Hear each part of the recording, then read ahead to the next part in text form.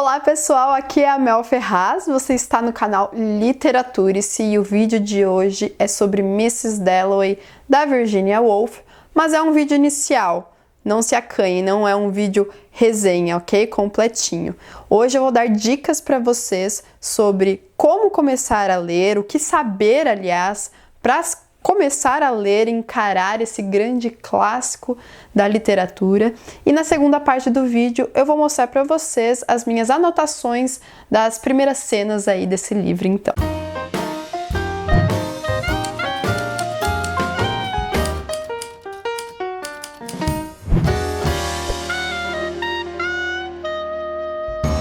Não é um livro fácil de ler, por conta de sua escrita principalmente. Porém, não é impossível e eu até associo bastante a experiência de se ler um livro de Saramago, por exemplo, que quando você engata ali na escrita, no tipo de livro que você tem em mãos, é uma coisa maravilhosa e você quer consumir mais daquilo a todo momento. É uma escrita poética. Quando a gente nota isso, um clique assim acaba acontecendo em nossa cabeça.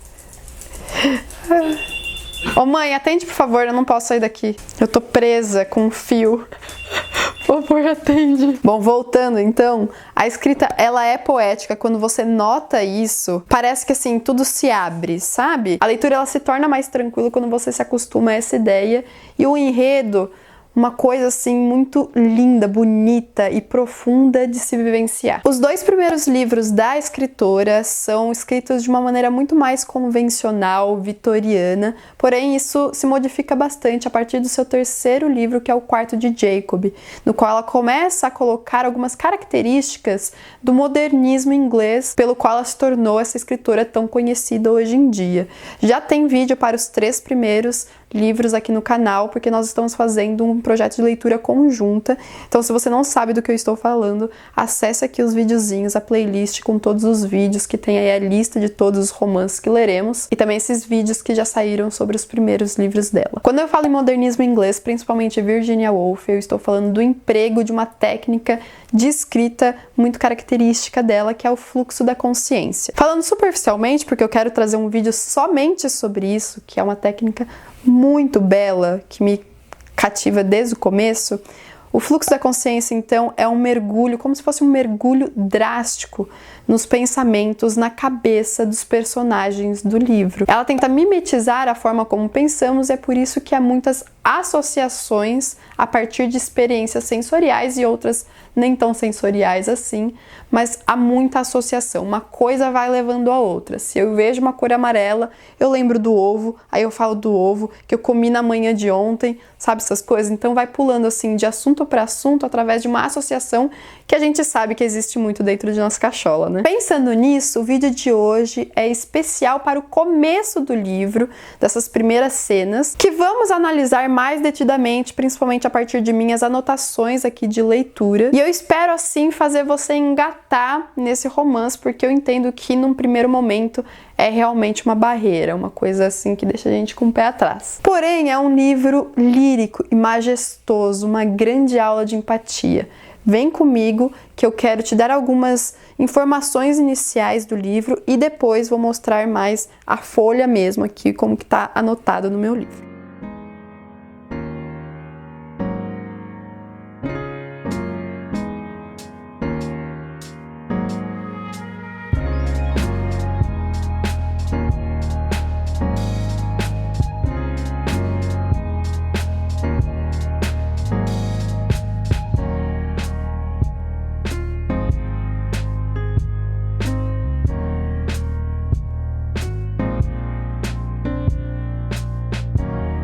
Bom, trouxe vocês no meu quarto porque é aqui que eu passo a minha maior parte do tempo estudando ali na mesa, enfim. Eu vou até colocar o óculos aqui para ler o que eu já escrevi aqui de roteirinho para falar para vocês. Vamos então diretamente ao livro. Então, primeiro, né, dizem superficialmente que esse livro vai falar sobre um dia na vida da protagonista da personagem título, que é a Mrs. Dalloway, a Clarissa Dalloway. E realmente o é. Nós estamos em junho, a primeira frase se volta a essa protagonista, não é à toa que o livro ganha o seu nome. Porém, há outros tantos personagens, uns mais importantes, outros bem mais secundários.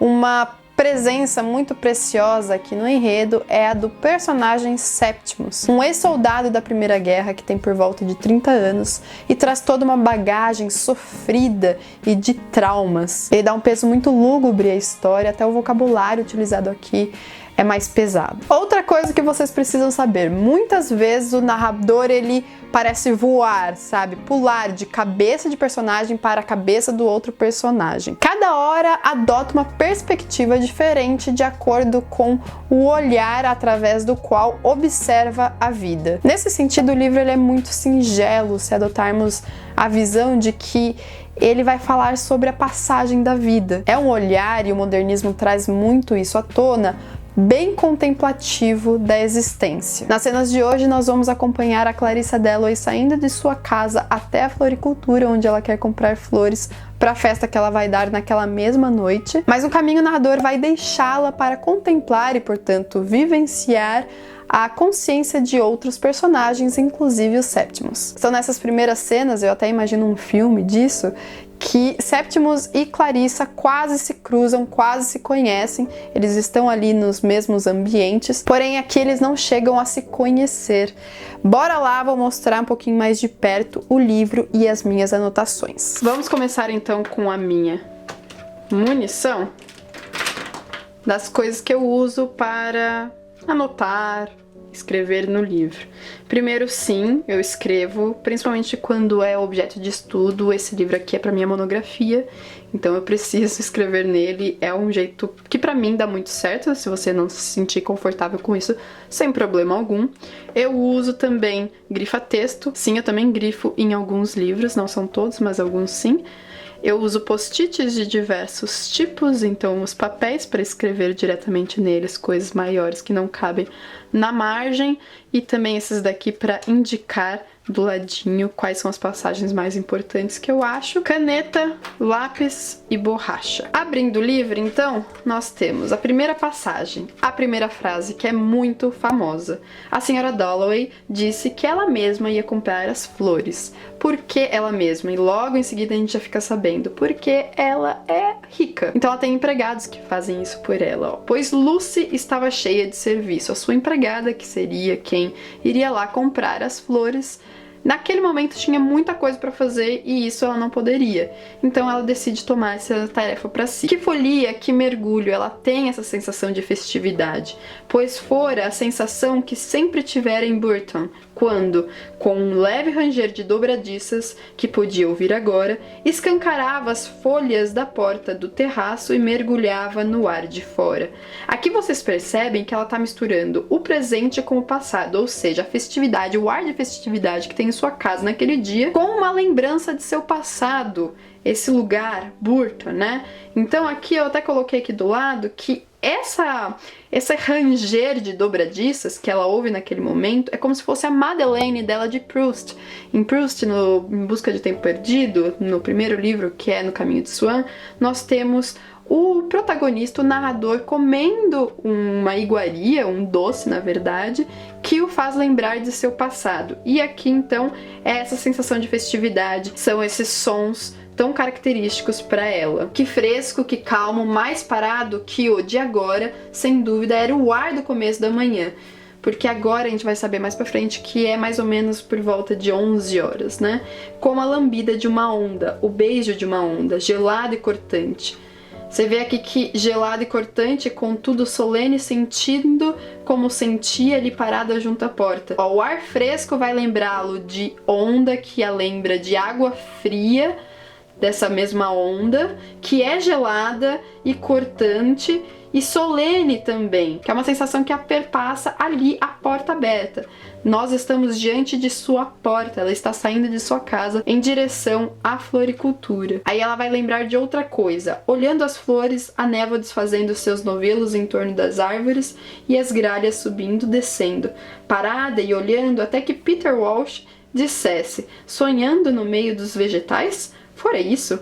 Aqui a gente percebe que o fora isso é uma pergunta dela, naquele momento. Fora isso que ele disse realmente? Essa é uma lembrança correta? Prefiro homens a couves flores. Fora isso, ela se pergunta de novo se é uma lembrança correta que ela tem.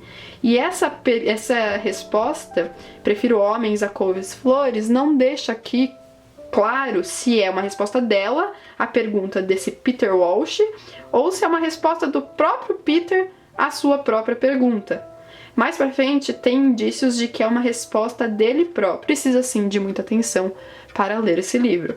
Mas aqui ela já apresenta também o Peter Walsh, que é uma figura muito importante em sua vida. Se Septimus não cruza com a vida dela, o Peter Walsh foi o seu antigo pretendente, com quem ela quase se casou, mas ela não chega a casar com ele. Senão ela seria a senhora Walsh, né? Na verdade, ela é a senhora Dalloway. Ela se casa com esse político proeminente e conservador, o senhor Richard Dalloway. Deve ter dito isso durante o café da manhã, num dia em que ela tinha saído para o terraço. Peter Walsh, parece que ela tá lembrando, né? Relembrando essa figura de sua vida. Estaria de volta da Índia um dia desses, em junho ou julho. Não se lembrava bem, pois suas cartas eram terrivelmente sem graça. Eram as frases que ele falava que a gente lembrava: os olhos, o canivete, o sorriso, a rabugice e, quando milhões de coisas tinham se apagado inteiramente, como isso era estranho. Umas poucas frases como essa sobre couves. Então, aqui é o indício que eu falei pra vocês de que essa estranha frase, que é tão característica da pessoa de Peter Walsh, né, prefiro homens a couves flores, é uma ponderação da Clarissa a respeito da personalidade do Peter Walsh. Então não foi ela que disse essa frase que ela considera estranha, porque é característica do Peter Walsh falar esse tipo de coisa bizarra. E aqui eu já tenho que parar pra dizer pra vocês, a exclamação pra mim, num texto, ela é muito, assim, destoante. Pra mim, no livro, nesse livro, quando tem essas exclamações, são pensamentos do próprio personagem, muitas vezes, porque não é normal um narrador exclamar, se exaltar, mas sim nós, as pessoas, no dia a dia, né? Temos aqui um parágrafo que eu acho bem legal da gente ressaltar e lermos juntos, que é sobre a imagem da pessoa, a imagem social dela, o que as pessoas acham dela. Retesou-se um pouco sobre o meio-fio, esperando o furgão da Dirtnells passar. Uma mulher encantadora foi o que Scrope Purvis pensou que ela era, conhecendo-a do jeito que se conhece uma pessoa que mora ao lado em Westminster. Ou seja, ele conhece ela apenas de vista, é sua vizinha. Um quê de pássaro era o que ela tinha, do gaio, entre o verde e o azul, ágil e vivaz, embora passasse dos 50 e tivesse embranquecido muito desde a sua doença. Ou seja, aqui a gente fica sabendo que ela tem mais de 50 anos e que recentemente ela adoeceu. Ficou ali dependurada sem, em momento algum, tê-lo visto, esperando muito ereta para atravessar. Então a gente percebe que aqui tem duas perspectivas, né? Principalmente a do vizinho, que tá pensando sobre essa figura que ele vê, que é da Clarissa, que não o enxerga. Sabemos que é uma impressão superficial, porque ele próprio diz que a conhece apenas como uma pessoa que mora ao lado, ou seja, como uma vizinha que ele vê de vez em quando e que às vezes também não o vê. É uma impressão dele positiva, veja bem. Mas nem todos têm uma impressão positiva da gente, né? Pois tendo morado em Westminster por mais de 20 anos, então nós estamos nessa localização, aí a partir disso ela vai andando pelas ruas e a gente fica sabendo de seus pensamentos a respeito das ruas, das pessoas, de tudo que ela observa a caminho da floricultura. Aqui já sabemos que a sua doença é em virtude de uma influenza, né, uma gripe ou pneumonia, algo mais assim, que diziam pela influenza. Desculpem, gente, eu acho que tá um pouco escuro, eu vou acender a minha luminária, eu já deveria ter feito isso, desculpem. Aqui embaixo tem uma parte importante, pois eram meados de junho, sabemos também da data, né, mais ou menos. A guerra tinha chegado ao fim, aqui é em 1923, então estamos falando da Primeira Guerra Mundial, exceto para alguém como Sra. Foxcroft, morta de desgosto na última noite na embaixada porque aquele garoto maravilhoso tinha sido morto e agora a antiga mansão senhorial ia ficar para um primo. Aqui é o momento que ela aborda a guerra, mas a todo momento ela vai retomar esse assunto, principalmente depois com Septimus em relação a Virginia Woolf escrevendo o livro, né? Ó, uma observação do caminho dela. E lojistas remexiam em suas vitrines com seus diamantes e suas pedras de imitação, seus adoráveis e antigos broches verde-mar em engastes do século XVIII para atrair americanos. Mas é preciso economizar, não comprar precipitadamente coisas para Elizabeth. Aqui a gente tem essa frase, nessa oração, entre parênteses, porque percebam, Elizabeth é a filha da Clarissa. Aqui é ela, é uma intromissão do pensamento dela claramente pra gente, que olhando essas joias pensa, não vou comprar porque eu preciso economizar. Logo em seguida, ela coloca uma coisa bem interessante pra gente começar a construir a Clarissa. E também é ela gostando disso como gostava, ou seja, das joias, com uma absurda e fiel paixão sendo parte disso, pois as pessoas de sua família foram cortesões outrora, na época dos George. Também ela ia, naquela mesma noite, brilhar e iluminar. Ia dar a sua festa. Ela vem de uma família de nobres, portanto, ela gosta muito de joias e ela gosta de brilhar, como ela diz aqui. Seguindo, temos um pensamento da Clarissa. Mas que estranho! Você acha que o narrador vai pensar, mas que estranho assim? Não. É a Clarissa, claramente aqui também. Ao entrar no parque, o silêncio. Aqui então nós já estamos no parque com ela. Percebam que o narrador não vai falar Clarissa entrou no parque. Através de seus pensamentos, das impressões sensoriais que ela tem, que essa personagem tem, a gente percebe onde ela está. Aí ela vai encontrar um amigo dela. Esse parágrafo é muito legal, que ela encontra o Hug, né? O amigo dela já de tempos passados. A todo momento você tem considerações dele e considerações dela. Então são dois personagens numa mesma cena que vão disputar, entre aspas, a perspectiva do narrador, esse fluxo da consciência. Então o fluxo aqui ele se divide entre os pensamentos da Clarissa e desse amigo dela. Eles vão se lembrar do próprio Peter Walsh, que já apareceu na primeira parte. Ela vai se despedir desse amigo, mas continuar, porque ela conversou com ele, né, sobre Peter Walsh, a pensar nesse ex-pretendente dela. Então ela vai pensar um pouco sobre ele. E aqui nós temos, ó, uma intromissão entre parênteses de uma outra perspectiva. Dela própria, mas sobre um outro assunto. Junho tinha esticado cada folha das árvores. As mães de Pinlinco davam de mamar aos seus bebês. Mensagens eram passadas da frota para o almirantado. A Arlington Street e a Piccadilly pareciam eletrizar o próprio ar do parque e levantar suas folhas ardentemente e luminosamente em ondas plenas daquela divina vitalidade que Clarissa amava. Dançar, cavalgar, ela tinha adorado tudo isso. Aqui é claramente a impressão dela a respeito do ambiente pelo qual ela passa. Mas ela volta, ó, logo que se fecha o parênteses, ela fala, pois podiam ter ficado separados durante centenas de anos, ela e Peter. Ela nunca escrevia uma carta, e as dele eram flores murchas, mas de repente ocorria-lhe. Se ele estivesse comigo, agora, o que diria? Certos dias, certas paisagens traziam-no de volta serenamente, sem a antiga amargura. Então ela vai falando sobre ele, e a gente sabe que ela está nesse momento passando pelo St. James Park. E eu coloco aqui do lado, tá vendo? A todo momento, quando ela muda, quando a gente sabe pelas impressões, né, que são dadas ao longo do texto, por onde ela está, onde nós estamos, a localização, eu vou circulando, escrevendo e circulando aqui do lado. Vejam que aqui nas margens eu tô fazendo todo o caminho que ela está percorrendo, ou que outros personagens estão percorrendo. Virando a página, tem essa parte muito bonita, que me fez lembrar bastante de Grande Sertão Veredas. vai dizer assim: não diria de ninguém no mundo agora que era isso ou aquilo. Sentia-se muito jovem, ao mesmo tempo indescritivelmente envelhecida. Passava como um bisturi através de tudo. Ao mesmo tempo ficava do lado de fora assistindo. Tinha perpétua sensação, enquanto observava os táxis, de estar longe, longe, muito longe no meio do mar. E só. Tinha sempre o sentimento de que viver, mesmo um único dia, era muito, muito perigoso. Que é uma ideia que tem bastante em Grande Sertão Veredas. Nesse mesmo parágrafo tem uma coisa legal: não sabia de nada, e não diria de Peter, não diria de si mesma, sou isso ou sou aquilo. É uma ideia também presente no terceiro livro da Clarice, da Virginia Woolf, que é o Quarto de Jacob. Aqui então ela está em Bond Street, uma outra rua bem importante de Londres. E aqui uma outra passagem importante, que é sobre a guerra.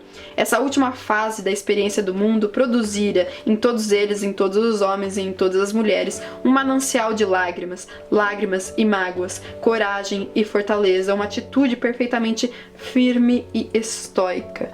A todo momento, a guerra retorna a esse livro. Virando então a página, aqui ela volta a Bond Street, ela entra no parque, ela sai do parque e ela se pega pensando na forma como gostaria de ser, essa ideia da imagem social e do que realmente ela gostaria de ser. Ela teria sido, é uma questão de querer ser, mas não o ser realmente, né? Aqui na outra página nós ainda estamos na Bond Street. Eu anoto quando o trecho é confuso pra mim ainda, ó. Trecho ainda muito confuso mesmo nas releituras. Aqui nós temos um pensamento interessante de destacarmos, que é sobre uma mulher que ela conhece, senhorita Kilman, que é pobre, tá? E ela vai falar aqui, ó, sua demissão na escola durante a guerra, dessa senhorita Kilman. Pobre, amarga e infeliz criatura. Esse é um pensamento da Clarissa, temos até um ponto de exclamação aqui. Pois não era ela que a gente odiava, mas a ideia dela. Ideia que sem dúvida acabara por agregar muita coisa que não era a senhorita Kilman. A ideia aqui de que ela entrar em contato com o diferente da sua vida a tira desse comodismo no qual ela vive sendo essa senhora rica. Me fez lembrar muito, muito, muito o conto Amor, da Clarice Lispector. Nós temos a protagonista que, se não me engano, se chama Ana, que ela é tirada desse comodismo de sua vida, dessa maneira maquinal de se viver, ao encarar uma empatia por outra pessoa que é muito diferente de si, que é um cego, que é um pobre, está ali no ponto de ônibus, enfim. E finalmente aqui ela entra na floricultura. Bobagens, bobagens, exclamação. É ela pensando, né? Bobagem tudo isso que ela tá pensando. Exclamou para si mesma, empurrando a porta giratória para entrar na Mulberry, a floricultura. Vai falar sobre a floricultura, sobre a florista, vai relembrar de outros momentos. Ela fala aqui, ó, e era o momento entre as 6 e as 7 em que cada flor, rosas, cravos, íris, lilás se inflama. Nós não estamos entre 6 e 7. Ok? Nós estamos às 11 horas de uma manhã. Aqui ela está relembrando um outro momento, né? E do nada aqui, um outro momento muito importante dessas cenas é o estouro que ela ouve, né? Todos ali ouvem.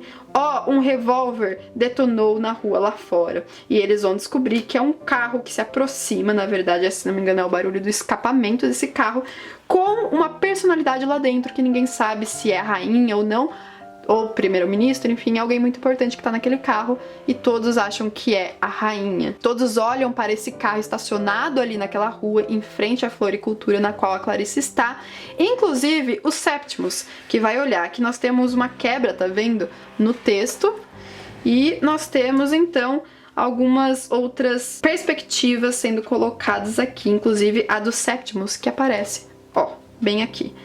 Septimus Warren Smith, que não conseguia passar, ouviu o que ele disse, uma outra pessoa, né? O Edgar J. Watkins. Percebam aqui as palavras usadas pela Virginia Woolf para apresentar esse personagem. Septimus, que tinha cerca de 30 anos de idade, rosto pálido, nariz afilado, calçando sapatos marrons e vestindo um casaco surrado, com olhos cor de avelã, que tinha uma aura de apreensão que tornava pessoas totalmente estranhas, igualmente apreensivas.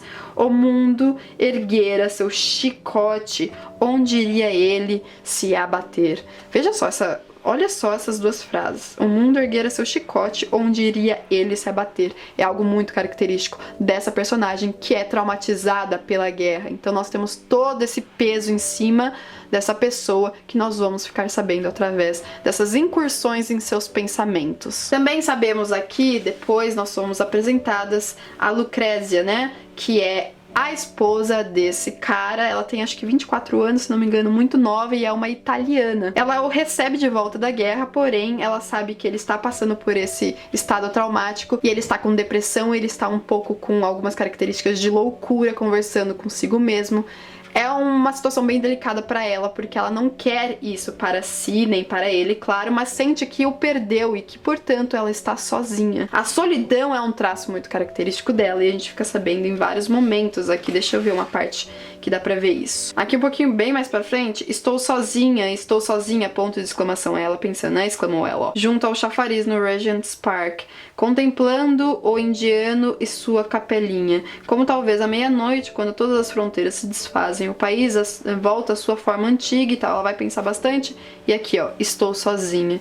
É algo, assim, bem presente na narrativa dela. Mas voltando, então, aqui pra página 19, nós estamos na 26, nós fomos apresentados a esse casal nesse parque e sabemos, a partir de então, que ele está numa situação muito vulnerável e, portanto, ela também tendo que acompanhá-lo e tentá-lo colocar em dia com as coisas médicas, que ela cita até os médicos dele, os psiquiatras, enfim. Depois de conhecermos Lucrécia e o Septimus, aqui nós temos de volta a consciência, a perspectiva da Clarissa, né, que eu coloquei aqui, ó, sai da floricultura. É provavelmente a rainha, pensou a senhora Dalloway, saindo da Mulberry com suas flores. A rainha, e por um segundo assumiu um ar de extrema dignidade, parada ao sol à porta da floricultura, enquanto o carro com as cortinas arriadas, o carro que tinha a rainha, né, passava em marcha lenta, a rainha indo a algum hospital, a rainha indo inaugurar algum bazar beneficente, pensou Clarissa. Vou parando por aqui porque esse vídeo já tá muito longo, a memória da câmera inclusive me parou, mas a gente volta a conversar dessa forma se vocês gostarem desse estilo de vídeo. A partir daqui outra coisa acontece bem importante também, que é um avião, um aeroplano, né, como dizem aqui, escrevendo coisas no céu. É uma imagem comum a todas as pessoas que estão passando ali, que estão observando o céu. Então nós entendemos essa cena a partir da Clarissa, a partir do Septimus, da Lucrécia, a gente retorna a essas consciências, mas também nós somos apresentados a figurantes, que até tem nomes aqui citados, que pensam, que falam, exclamam, conversam sobre essa cena comum, que é a do aeroplano escrevendo no céu. Depois deixamos o casal Lucrécia e Septimus para voltar a observação, a contemplação da Clarissa, que está retornando à sua casa com as suas flores, e ela entra em sua casa. Logo depois temos as cenas dentro de sua casa, que também são muito legais e interessantes de se passar por elas. Por hoje é isso, eu espero que esse vídeo tenha ajudado vocês a encararem, terem vontade de continuar essa leitura. Muito obrigada a todos que estão me acompanhando nessa leitura, que no meu caso é releitura lá pelo Instagram, que é esse daqui, se você ainda não me segue. Nós teremos outros vídeos sobre Mrs. Dalloway, fiquem tranquilos. Se vocês gostarem desse tipo aqui, eu posso trazer até sobre outras cenas que eu acho importantes. Comente pra mim o que você achou desse vídeo, o que você espera mais desse tipo, que eu vou ficar muito feliz de ler todas as sugestões que vocês tiverem pra mim. Não se esqueça de se inscrever no canal se ainda não for inscrito e de compartilhá-lo com quem você sabe que gosta de ler. A gente se vê no vídeo de domingo, trago aqui uma notícia muito linda pra vocês. Um bom feriado, bom sábado, até lá, grande beijo, tchau, tchau!